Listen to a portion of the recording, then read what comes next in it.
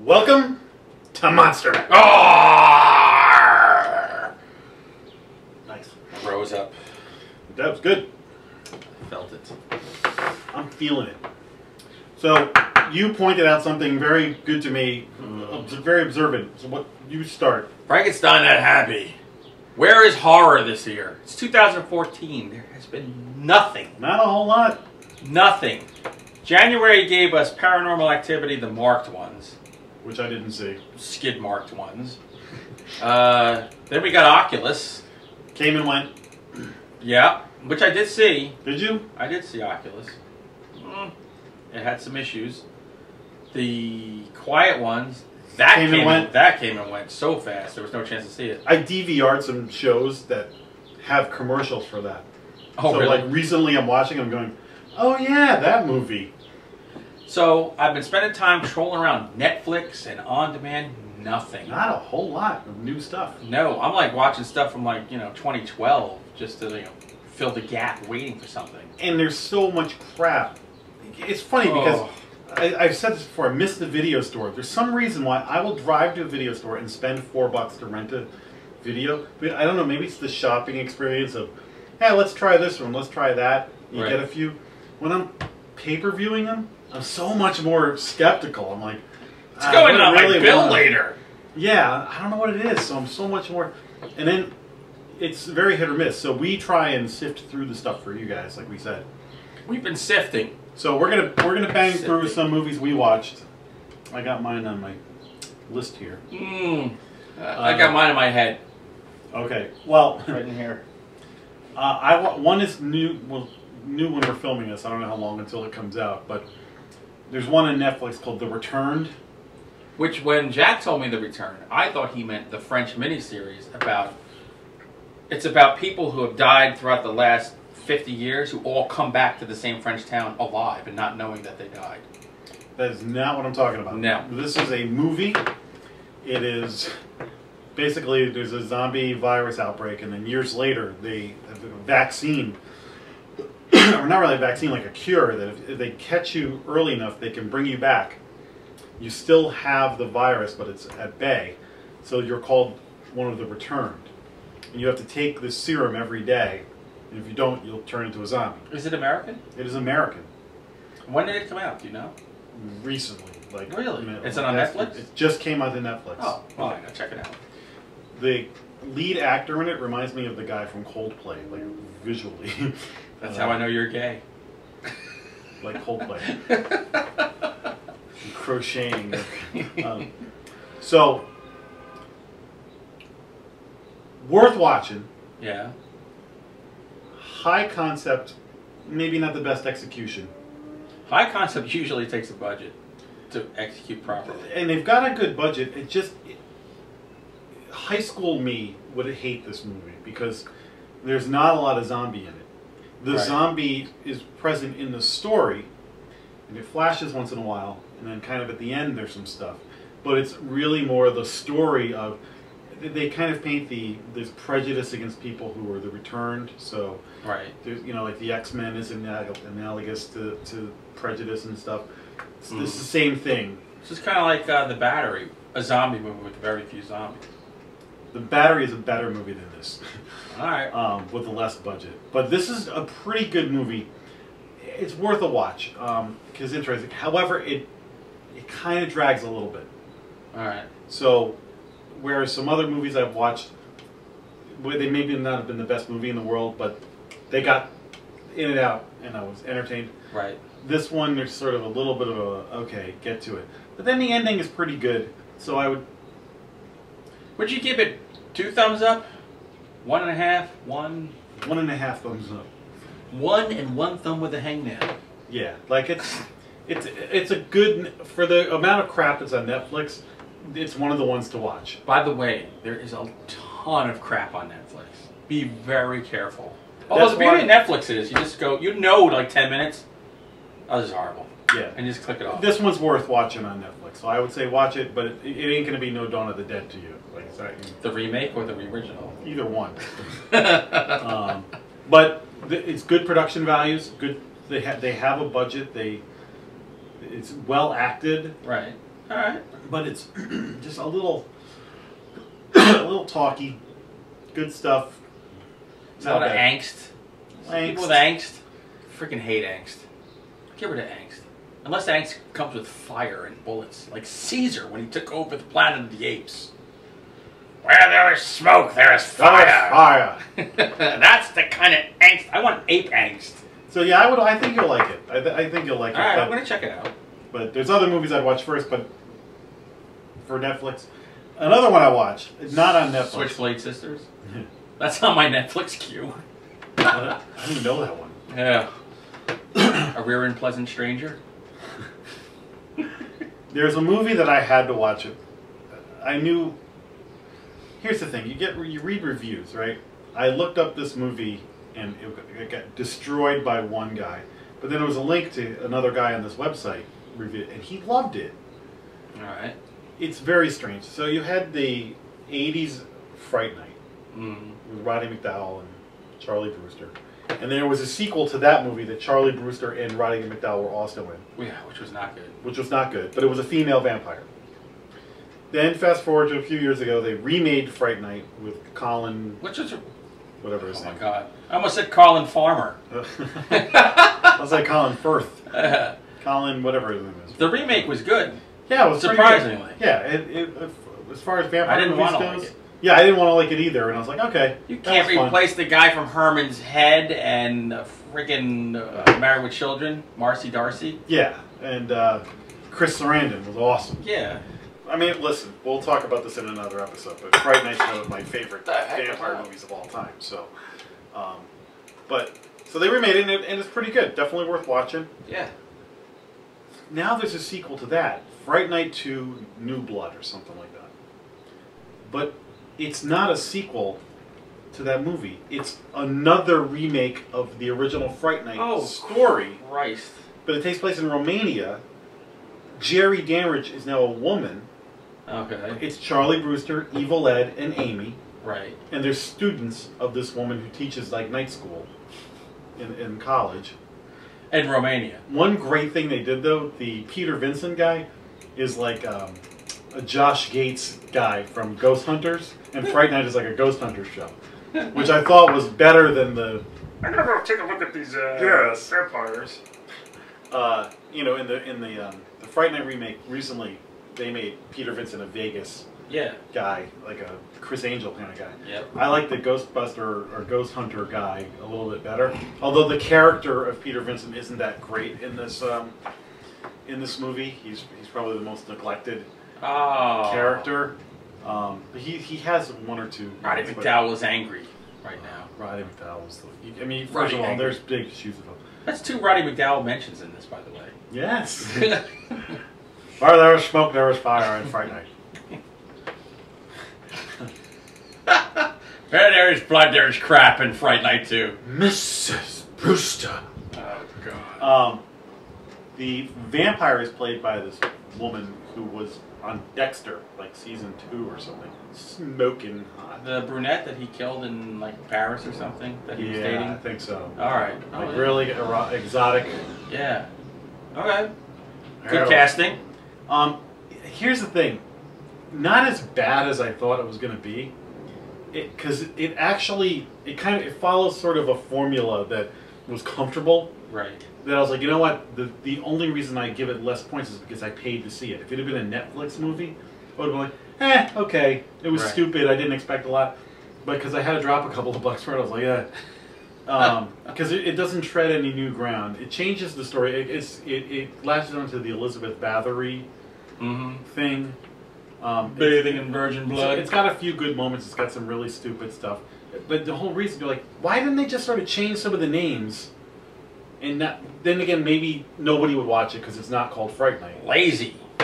Yeah, I don't know. So why do we need Fright Night 2? A fourth, like, very strange. God, however, like I said, if you're like us and you just like to pile on and watch everything, right? I would watch it over other stuff because it's better than a lot of other vampire movies. It's being a Fright Night remake hurts it more than helps it. And actually, the Evil Ed guy was done kind of well too. who my kids met at a horror convention, but remembered him because he was on Wizards of Waverly Place. Oh, wow. So when he signed the thing, it was from Wizards. That's what they knew, where my wife is going. It's Evil Ed. You're so cool, Brewster. So, Fright Night 2, I'm not going to recommend it, but I would also say don't not watch it if you can watch it for free. You know what? There's something that they probably wanted to put on the poster. Don't not watch this if you have nothing to do. Am I the greatest movie reviewer in the world? If it's either this or suicide, it's better than suicide. See, now, and here, well, this segues right into what I'm thinking. You're remaking crap. So you take a crap movie and you remake it into more crap. Why don't you take a book that somebody's written that's good and make a movie out of it? Like this book here, The Way of All Flesh, which now I've been decrying that zombies in literature has jumped the shark a long time ago. But this was actually kind of cool by Tim Waggoner, who I read often in the 90s and growing up.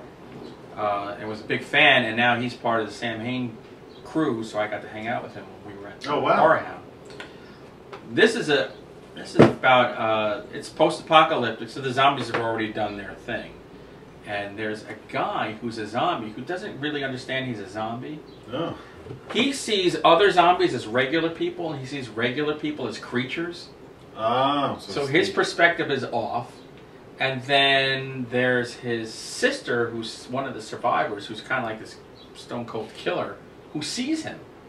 And sees him walking around, but he's not acting like other zombies, where he's not just tearing into people, so he's becoming self-aware. It's a really cool... a little bit of Warm Bodies in there. You know what? This was Warm Bodies for adults, I thought. Like, Warm Bodies turned into like this teen romance. This was definitely way more on the adult side. Plus, there's a human character in there that is sicker than any zombie you've ever seen. Nice. That's always good in a zombie. No, it's a really good book. Tim is a great writer. He's a teacher. He was giving out things at a Horror Hound about writing horror and tips for people who want to write horror.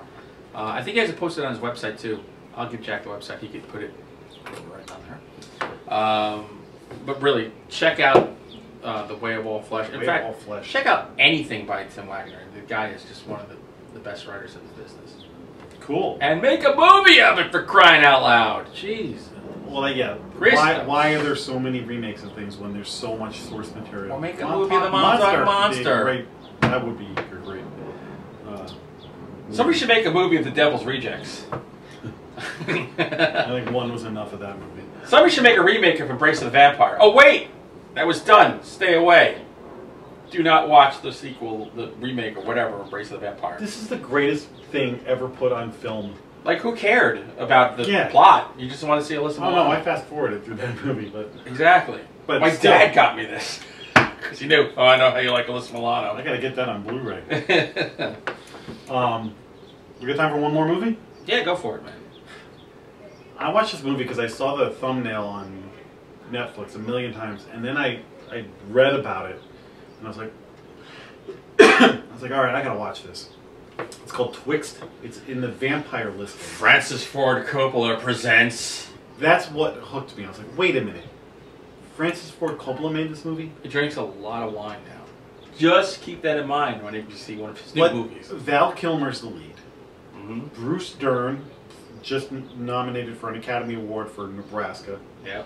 Ellie Fanning, who's in Maleficent now. Yeah. So there's this all-star cast, and then this magic thing happened, is why I want to talk about it. There's a character in it, and he's talking, and I'm like, who the hell is this guy? I know that voice. I know that voice. I know that voice. Turns out that Father Guido Sarducci is in this Father movie. Guido! Don Novello. Oh my god. And I'm like, I think that's Guido Sarducci. I don't think maybe we should do this movie. This girl, you think she might be a vampire? I don't know. Francis Ford Coppola, his career has gone down the toilet. They got about 3. Well, why even bother? So, Jesus. I watched this movie, and it's about an author who goes to this small town. By the way, I will never write about authors. Every author writes about authors. Why? Well, Coppola's not even an actual author. I'm watching it going, this is the guy who made The Godfather and Apocalypse Now, and now he's making this. First of all, the first thing I grabbed, So get Val Kilmer, who's not the Val Kilmer from like Heat. He's like now Val Kilmer from The Blob. Yeah. Or how big was he? He's pretty big. All right.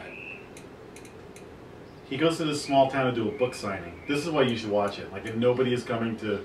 It's in a hardware store, like a. And so it's like life on the road. Appreciate that. Like the first 5 minutes, you'll appreciate like the unglamorous side of the business. Oh, it can be awful. It can be the worst day of your life when you do those. Well, the sheriff of the town, Bruce Dern, tells him about this. You know, there were serial killings of these kids back, years ago, and then does he want to write a book? And there's a body in the morgue that's got a stake in its heart. So can't resist that. The movie jumps between the real world and when he's sleeping. He's in this dream world where he sees Ellie Fanning as this girl, like white, surreal-looking girl called V, which he says her name is like, I forget. Verganda? But like, he ends up talking to Edgar Allan Poe in the dream world. So Edgar Allan Poe is a character in this. And the special effects, like, it's so green screen in so many places, and so like obviously like crappy special effects are not good in a lot of places. There, that parts where you're in the dream world, are like, okay, I'll let it go there, but then it carries over to the real world, and at the end of the movie, there's a really great sort of scene where Ellie Fanning like has a great kind of moment where she can kind of come off as scary, and also you're like, she's going to be a beautiful woman someday and have some great parts. Like when Punky Brewster confronted her rapist. It's a therapist. The rapist for Rebecca. I'm an anal rapist. Never mind. I have no idea what you're talking about. That's from Arrested Development. When David Cross was an anal rapist, he was an anal rapist. Oh my god. There's websites dedicated to things that he said. Anyway, this movie Twixt it's not worth watching unless you're just curious to see a weird movie that Francis Ford Coppola made with this like all-star cast that is muddling. There's a Ouija board scene that is laughable. Did you watch this with a There is a Ouija board scene with Val Kilmer and Bruce Dern that looks like we made it with a fishing line. Like, so. Like I said, I would only watch this one. Francis Ford has. I would only watch this one if I was drunk on Coppola. Well, Coppola wine is great. Coppola wine is very good. But better. I'd only watch this out of curiosity. Right. But I wouldn't. Should I turn it off after the whole writing thing? Like in the first 5 minutes? Or do you think I should stick through to the end? I think you should stick through to the end because I'd love to get your opinion on the whole thing. All right. But it was one of those ones that like, okay, I saw it, but I will forget that I watched it. I will forget. Dragging a magnet over your head. The Return is a much better movie. All right. The Return that I will watch well before Twixt. The Cookie Crunch. Twixt is the only one with the Cookie Crunch. Francis Ford isn't around. Give me the sequel, Snickers. Yeah, right up that Snickers treatment. No matter how you slice them, they come up peanuts. Snickers the clown. He satisfies. All right, so that's enough stuff. Movies to watch, movies to possibly avoid, and a book to read. A book to read. What more can you ask for? Where else can you get that? Where are you getting this kind of information from? For free. Not from freaking Huffington Post or Jerry Springer. Not getting that. Getting that from here. Monster Man. This is where it's coming from. You're damn right. Yeah. All right, we'll see you next time on Monster Man.